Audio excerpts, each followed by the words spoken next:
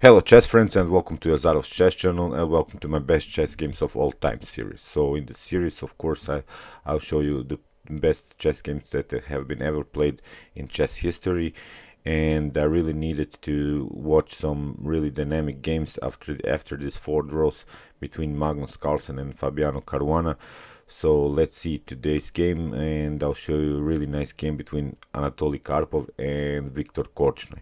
So this game was played in 1974, and this was the candidates final.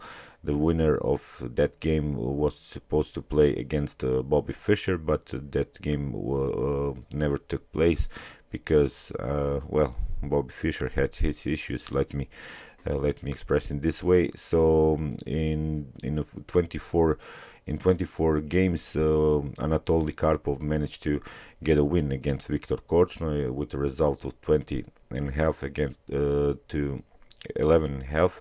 And today I'll show you one of the three wins that Anatoly Karpov managed to create against also a very strong player, Victor Korchnoi. And what to say about Anatoly Karpov? Well, I always love his positional games, and today he will show a combined. I'll show you a combined game. It was also positional and it was also a tactical game. So that's why he was also a former world champion, and of course he deserves all of respect. And let's see now the game. The game was played in this Dragon Sicilian defense. Anatoly Karpov chose, of course, this main line in the Yugoslav attack, and of course the Yugoslav attack is the best weapon to play against this Dragon Sicilian defense. And if you want to avoid this Yugoslav attack, you can also watch my hyper accelerated Dragon Sicilian videos in order to avoid this attack that Anatoly Karpov creates here in this match. So of course I'll show you the link to my series also at the end of this video. So let's see now the game. We had here e4 by Karpov, now c5, knight on f3, we have here d6. So this d6 can transpose into a chevening system, maybe into another neither. So here Karpov goes immediately d4, the main line, c takes d4, knight takes on d4, and now knight on f6, challenging the pawn, knight on c3, and we have now g6, so the open dragon variation. Now Karpov plays bishop to e3, still main theory, of course. We have here bishop to g7, f3, castle, knight on c6, now queen to d2, the castling, and now bishop to c4. So this is this Yugoslav attack setup with this main idea to create here h4, h5. I've already showed a couple of games in this Yugoslav attack, and it's very popular, this opening.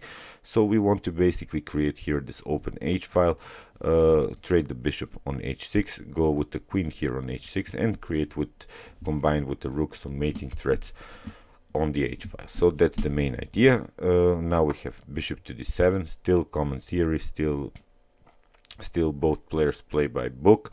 Now we have h4 immediately, but that doesn't mean that Karpov made a mistake with this early attack. He just challenges immediately black.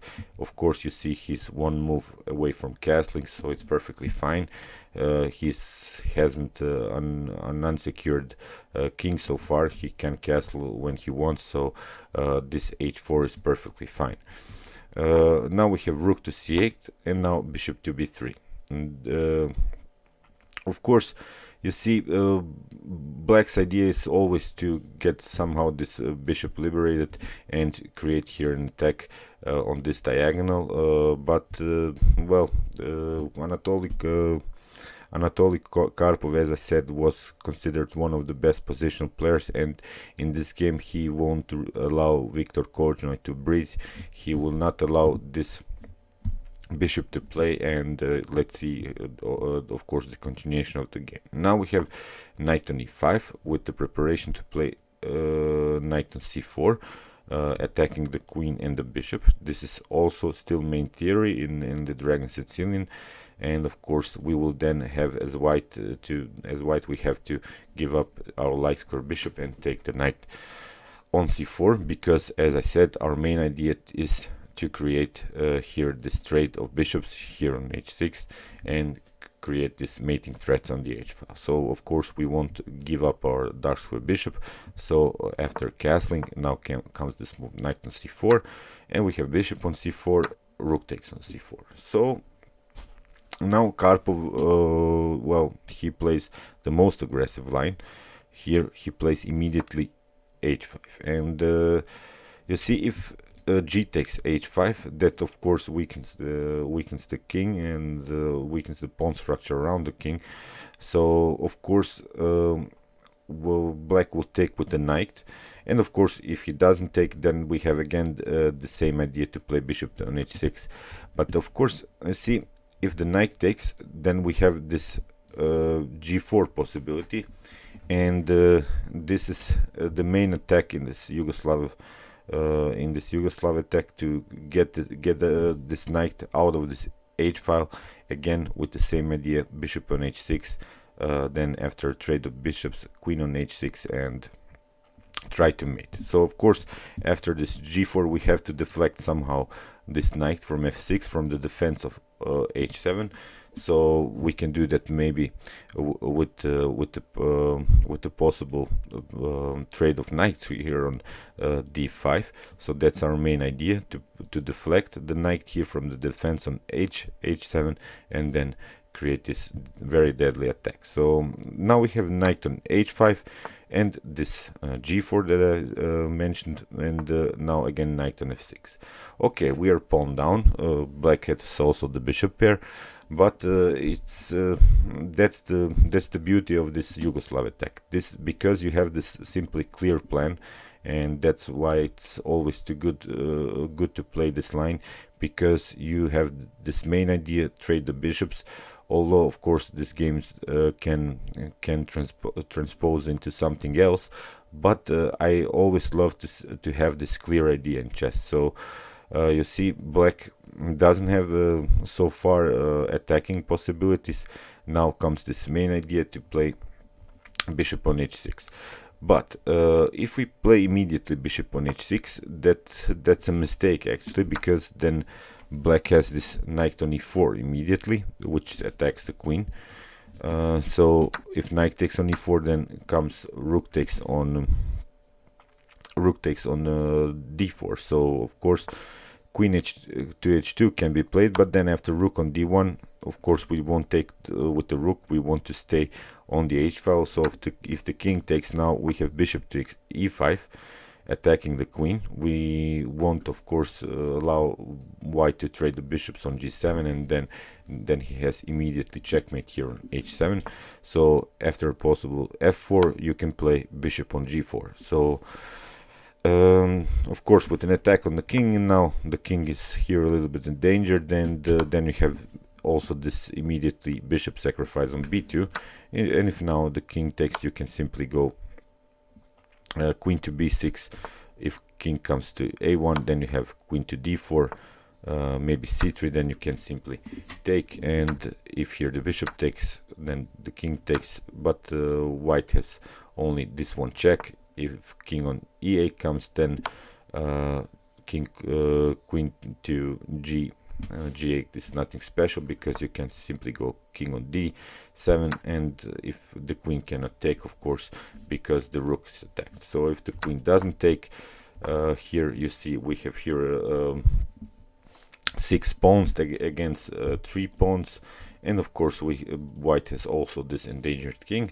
Here we have the bishop, and we can play maybe bishop on e6, queen to a4, and creating attacking ideas here on this a2 square. So this is perfectly playable here for black. This is not a good line, so that's why instead of bishop on h6 here, Karpov plays a knight from d to e2. So he doesn't want to have this tactical ideas to attack this knight on d4, and now he plays simply straightforward on the same idea, bishop on h6, as I mentioned it of course a couple of times, but I really want you to memorize it, because this is the main idea, the main goal in this Yugoslav attack, bishop h6 and creating this mating threat. So now now Korchnoi played here this move queen to f5, and now of course we can play knight bishop on h6 with a simple threat. We have here bishop takes on h6,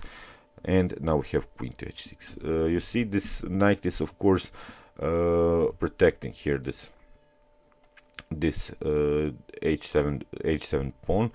And basically one mistake you can always make is to play maybe immediately this move g5. If g5, then you have knight on h4, which cuts out here the connection between the queen and the rook.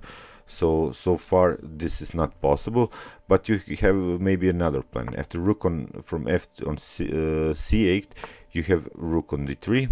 That was played by Karpov, and we want to get this knight. We want to play with this knight actively, because you see, if Karpov wouldn't have protected here this knight on c3, black has here the possibility to sacrifice the rook for the exchange on c3, and this would really weaken this white king. So of course rook on d3, perfectly fine, defensive, but also an attacking move, because maybe with possibilities to f4 we can play also the rook here on h3. So now we have rook on c5, and now comes this move g5. Of course knight on h5 can be played now, but we can play maybe here immediately f4, or maybe we can play here knight on g3, which is really deflecting here this knight. And of course the knight cannot take, because we have here immediately taking on h7, and we can also play here knight on f4. We can maybe try rook to d5, but basically I think this knight on g3 or knight on f4 is the best idea, which is really deflecting here this knight from the defense, and this would be probably game over. So after, let's see the continuation. If now knight on f4 comes, then we have maybe this rook sacrifice, rook takes on c3, and after b takes c3, black can try maybe here queen to e5 in order to attack this twice, but you simply can take. After g takes h5, you have rook takes on h5, and of course the queen has to come into the defense, and we continue the game with this rooks against the rook and the bishop. And the material, although we have white and black have 6 pawns, but in the previous line I showed you that black had 6 pawns against 3 pawns, so now this is perfectly playable for white. So after g5, we have here now rook takes on g5 by Korchnoi, and now Karpov finds a very nice move, rook on d5. So of course, as I said, we want to deflect this knight from the defense of this h7 square. So now we have rook takes on d5, knight takes on d5, again with this attack on the knight, and also we have an attack here on this e7. So that's why Korchnoi played here rook on e8, and now we have knight from e to f4. So again, you see, this is our main idea, to take here and then go with this other knight on this d5 square. So we have here bishop on c6, and now Karpov finds a really nice move, e5. So you see, with this attack on the knight, and now if we have d takes e5, then of course we can take knight on f6, and then creating here this mating threat. So that's why Korchnoi played here first bishop takes on d5, but now Karpov again get rid of this defender of this h7 square. So now we have e takes f6, and now with the same idea, queen takes on h7, king goes here on f8, queen to h8, king on e7. We have here knight takes on d5, and that's where Korchnoi resigned. Of course, if queen takes, then we have here this rook on e1, and if the king goes somewhere, we can take the rook. So black would be forced here to go with the queen on e5, and of course this is game over for black. So I hope you enjoyed this game. This was really a really nice attack by the legendary Anatoli Karpov, and he managed, as I said, to win this candidate match against Victor Korchnoi, and of course, well, the chess fans from the 70s, I think they were really sad because this game against Robert Fischer never took place, and I would love to see that match, this Karpov against Bobby Fischer in 24 games, or maybe stuff like that. And of course, as I said, Bobby Fischer, I think he had his troubles, and but of course he was also one of the best chess players in history. So you can also watch all of my best chess games of all time, and you can also watch my Magnus Carlsen versus Fabiano Caruana series if you want to watch many draws. And of course, guys, you can also subscribe to my channel. Thanks you for watching, and chess is the best, of course.